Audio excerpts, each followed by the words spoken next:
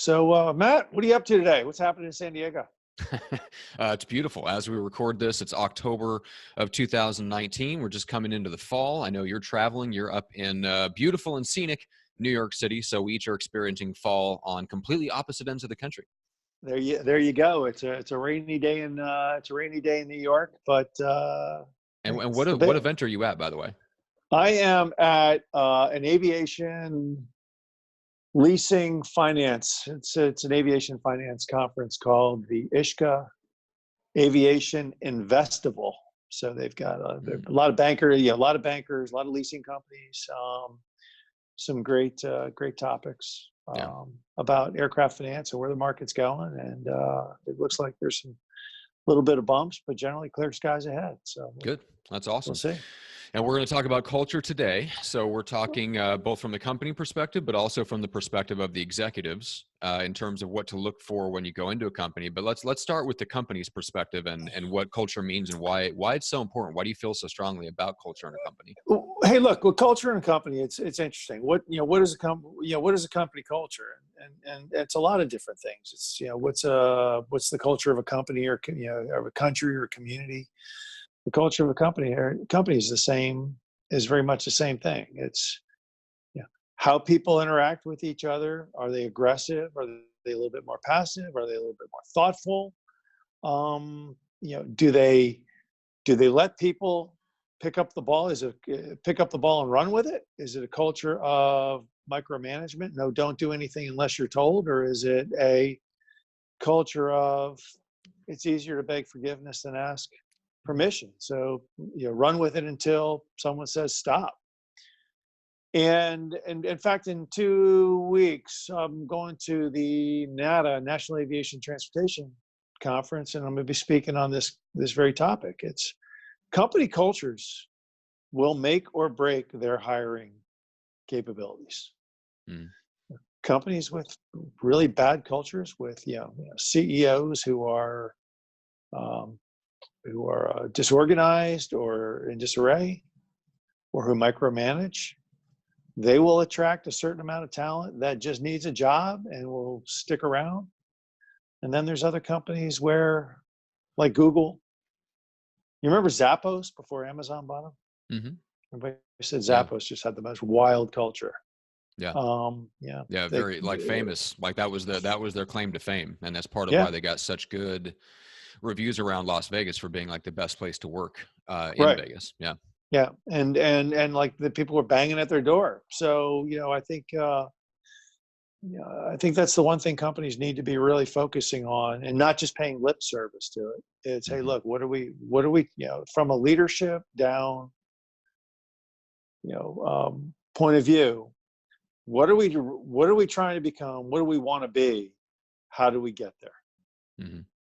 And I think that, that is how new cultures, or that is how cultures are, defined.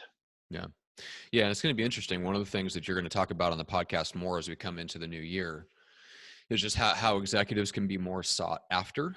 And I think that matches well with kind of the next generation of executives that we're seeing come up in the world. And this goes for people in the entrepreneurial space as well, is that the more choice, more mobility means that people's expectations and how would I put it? The checklist of things that they want in the company that they work for is changing.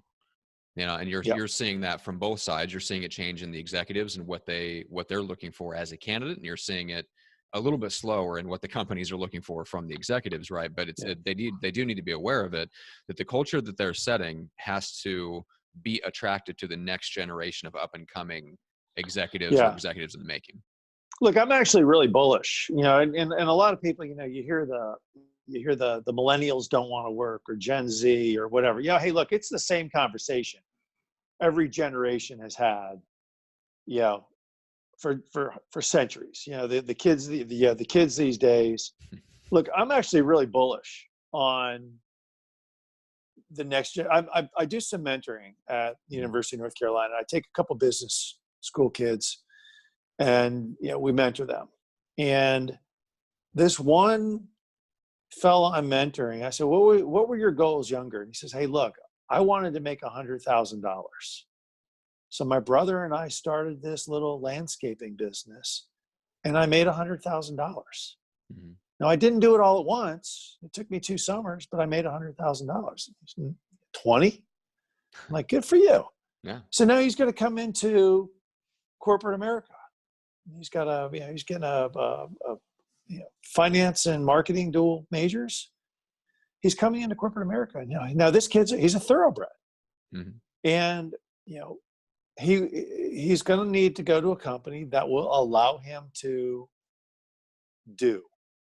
They will give him what he is capable of handling, and they will let him do it. And they will say, hey, if you need some structure or some help along the way, we're here to help you. It's or better yet, it's go. Mm-hmm. Go do it. Yeah.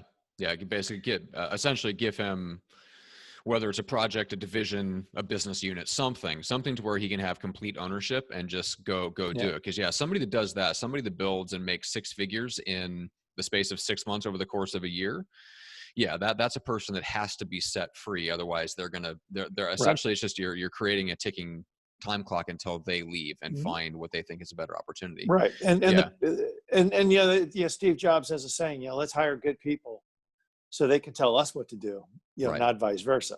Mm-hmm. Companies companies are just going to have to take, I think, great cultures are built by, we will give people the roles that they are capable of handling. We will give them ownership of the roles. We will let them succeed. If they are not succeeding, we will give them guidance.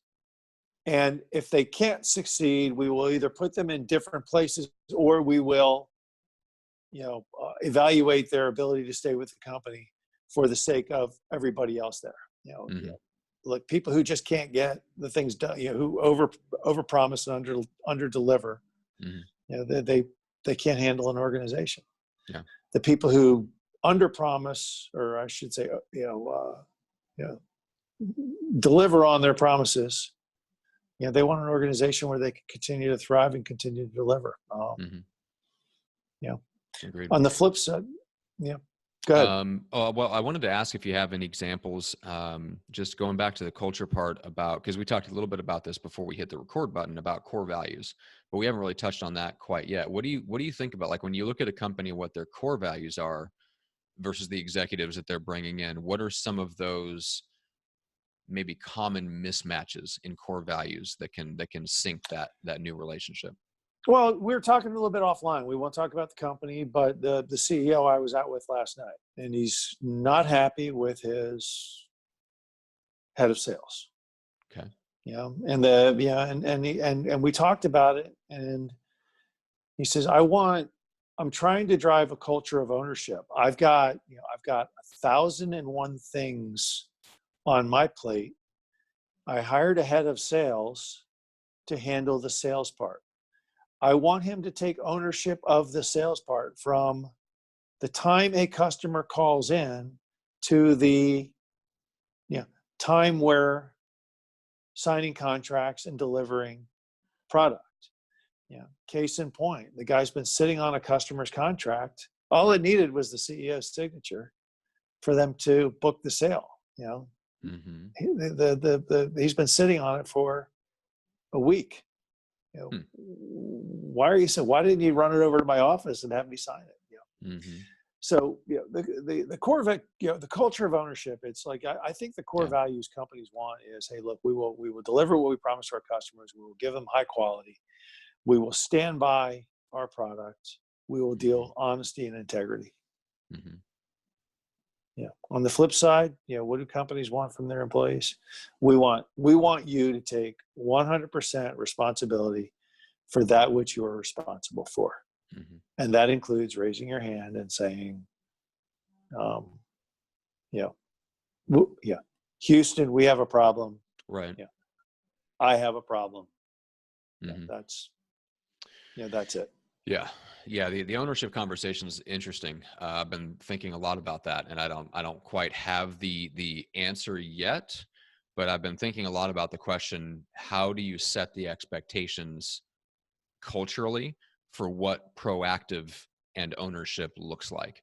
Because I do think there's a little bit of this disconnect where you have people come in Mhm.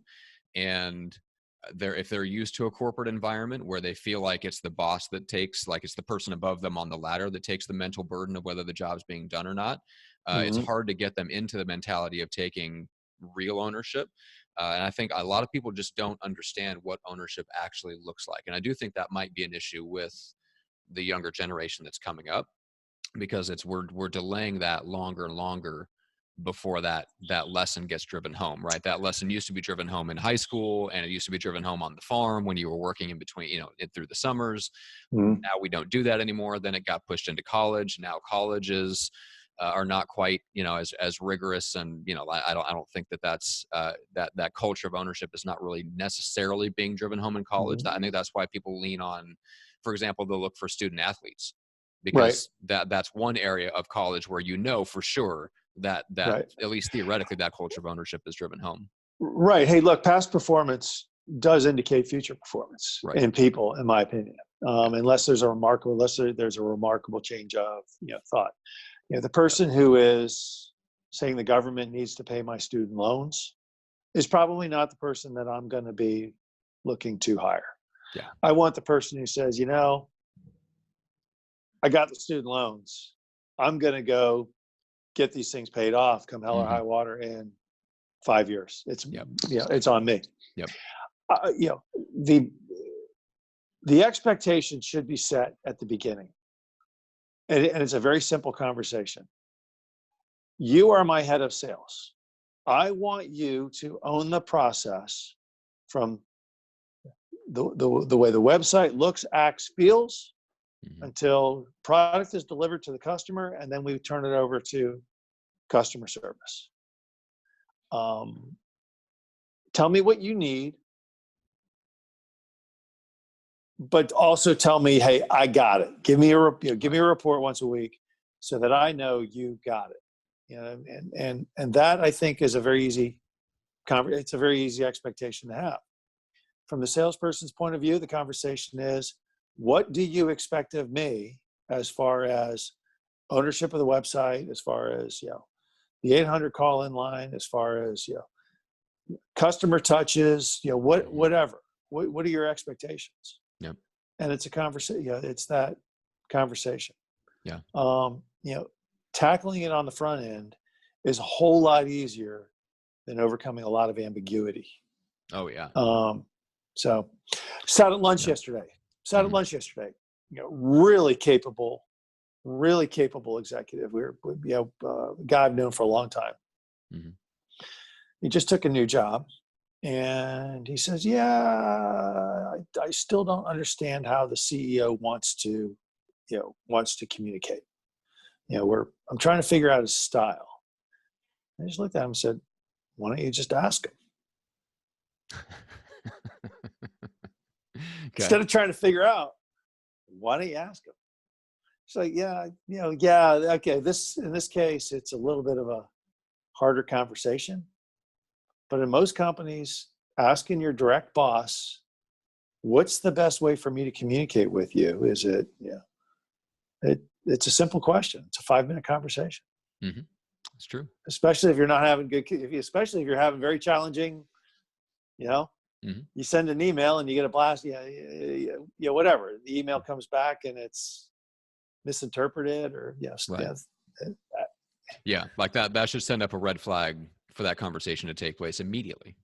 right. It's Yeah. like, hey, look, I'm not, either I'm not communicating well with you, my message is not being interpreted the way that I think it should be interpreted. Yeah.